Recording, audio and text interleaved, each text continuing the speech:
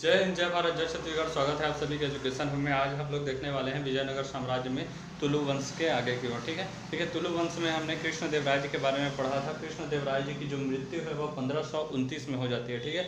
और उनकी मृत्यु के पश्चात जो अगले शासक है वो बनते हैं अच्युत देव राय। ठीक है। अच्युत देव राय जो है अगले शासक बनते हैं। अच्युत देव राय के समय में पुर्तगाली यात्री आया था जिसका नाम था नूनिज। ठीक है। पुर्तगाली यात्री, इस समय बहुत सारे पुर्तगाली यात्री आए थे। तो पुर्तगाली यात्री इस समय कौन आया था? नूनिज आया था। ठीक है। देखिए, जो विजयनगर साम्राज्य पूरा दक्षिण भारत वाला जो हमारा प्रायद्वीपीय भारत वाला है एरिया है, जिसमें अभी 4-5 जो राज्य हैं हमारे, ठीक है, दक्षिण भारत में द्रविड़ राज्य, तमिलनाडु, तेलंगाना, आंध्र प्रदेश और क्या हुआ, तमिलनाडु, तेलंगाना, आंध्र प्रदेश, कर्नाटक और केरल, ये 5 राज्य जो हैं। तेलंगाना भी बन गया, आजकल 5 राज्य हो गए हैं इसलिए द्रविड़ में। ठीक है। तो ये 5 राज्य जो है समुद्री सीमा पर है, मतलब ठीक है, तेलंगाना को छोड़ दें तो बाकी सबके पास समुद्री सीमा है।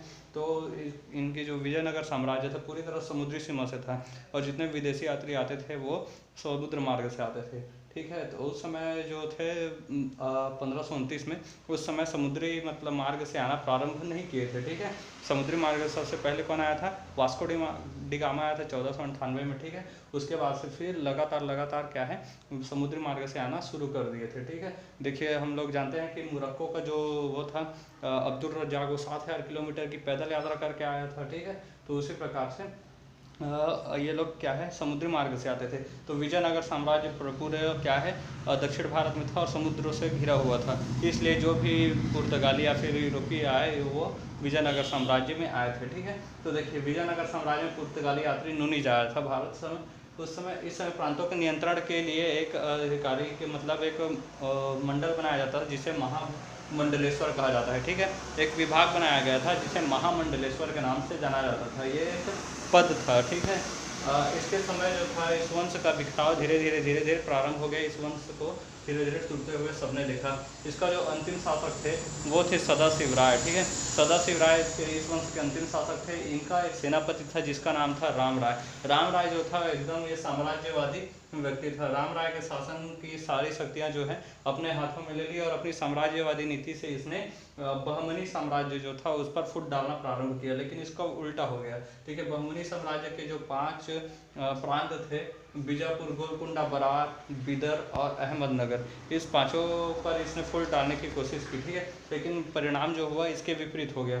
क्या हुआ कि बरार को अगर छोड़ दिया जाए तो बरार को छोड़कर शेष जो 4 थे, बिदर हो गया, गोलकुंडा हो गया, बीजापुर हो गया और अहमदनगर, इन चारों ने फिर क्या किया, विजयनगर साम्राज्य पर हमला कर दिया चारों प्रांतों ने। और 1565 में एक युद्ध हुआ जिसे तालीकोटा के युद्ध के नाम से जाना जाता है। तालीकोटा के युद्ध में विजयनगर साम्राज्य पर हमला कर दिया और विजयनगर साम्राज्य पूरी तरह से समाप्त हो गया, अंत हो गया। ठीक है। विजयनगर साम्राज्य में जब ये तालीकोटा का युद्ध हुआ, ठीक है, तो तालीकोटा के युद्ध के समय युद्ध में राम राय जो कि सेनापति था, चाल चलने वाला, वो सेनापति युद्ध के मैदान में मारा गया।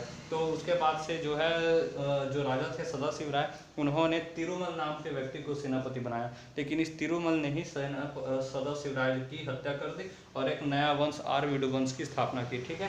तुलु वंश समाप्त, आरविडु वंश देखते हैं। आरविडु वंश जो है वह बहुत ज़्यादा लंबे समय तक नहीं चला था। छोटा सा इसका बहुत छोटा सा इतिहास है, शुरू होते ही खत्म हो जाता है। संस्थापक तिरुमल थे। ठीक है। और अंतिम शासक थे इसके रंगा तृतीय। ठीक है। रंगा तृतीय, छत्रपति शिवाजी महाराज जी ने रंगा तृतीय के साम्राज्य को पूरी तरह से मराठा साम्राज्य में विलय कर लिया, मिला दिया था। देखिए, विजयनगर साम्राज्य की प्रशासनिक व्यवस्थाओं को देखते हैं। चारों वंशों के बारे में हमने पढ़ लिया।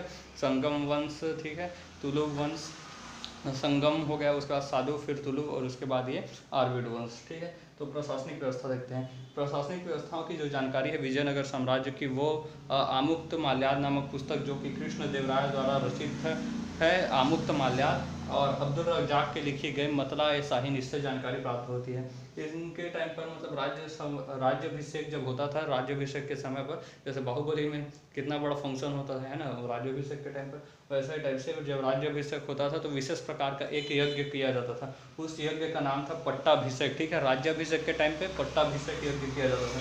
पूरे साम्राज्य को इसमें 5 भागों में बांटा गया था, 5 प्रकार से पुकारा जाता था। सबसे बड़ा होता था सबसे ऊपर में केंद्र, जिसे सेंट्रल कहते हैं। आज भी हमारे भारत देश में भारत के संविधान के अनुसार केंद्र के पास सारी शक्तियाँ होती हैं। उसके बाद प्रांत या मंडल में बांट दिया जाता है जिसे प्रोविजन या डिवीजन कहा जाता है। उसके बाद जिला, कोट्टयम या फिर डिस्ट्रिक्ट होता है। वलनाडु इसे कहा जाता था। उसके बाद होता है तहसील, आज भी तहसील होते हैं हमारे पास, जिसे मेला ग्राम उस समय कहा जाता था। और सबसे छोटी इकाई होती थी ग्राम, ठीक है। देखिए उस समय जो केडीआर थे कृष्ण देव राय जी, उनके टाइम पर प्रांत को 6 भागों में बांटा गया था।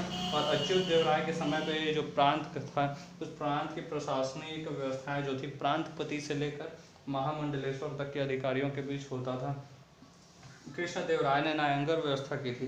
ये न्यायालय व्यवस्था ये थी कि अधिकारियों को वेतन के स्थान पर भूमि दे दिया जाता था, ठीक है। ये जो न्यायालय व्यवस्था थी बिल्कुल गुप्त काल के समय में गुप्तकालीन सामंती व्यवस्था के समान और सल्तनत कालीन जो एकता व्यवस्था था उसके समान ये न्यायालय व्यवस्था थी कृष्ण देव राय की, ठीक है। इसने जब इन्होंने सैनिकों वेतन के बदले में भूमि दान देते थे, तो सैनिकों को भी भूमि के जगह में मतलब वेतन के जगह में भूमि दान दिया गया। तो सैनिकों को भूमि जो दान दिया गया था उसे अमर भूमि के नाम से, और प्राप्त करने वाले जो सैनिक थे या फिर अधिकारी थे प्राप्त करता थे उसे अमर नायक के नाम से जाना जाता था, ठीक है। देखिए इन्होंने मंदिर में दान दिया, ठीक है। और मंदिर में दान दी गई भूमि को इसमें इन्होंने देवभूमि के नाम से पुकारा, ठीक है। कितना अच्छा मतलब नाम वगैरह सब चीज़ था। इस समय देखिए सैन्य विभाग को कदाचार के नाम से जाना जाता था, और भू राजस्व को इसमें सीरत के नाम से जाना जाता था। इसमें जो अधिकारी होते थे उसे आथवन के नाम से जाना जाता था। और कर का मुख्य आधार उस समय भी कृषि ही था। इस समय कृषि से 4 प्रकार के मुख्य कर वसूला करते थे। कौन कौन से 4 प्रकार से कर थे कृषि के, ये हम देखेंगे नेक्स्ट क्लास में। मिलेंगे अगले क्लास में, तब तक के लिए जय हिंद।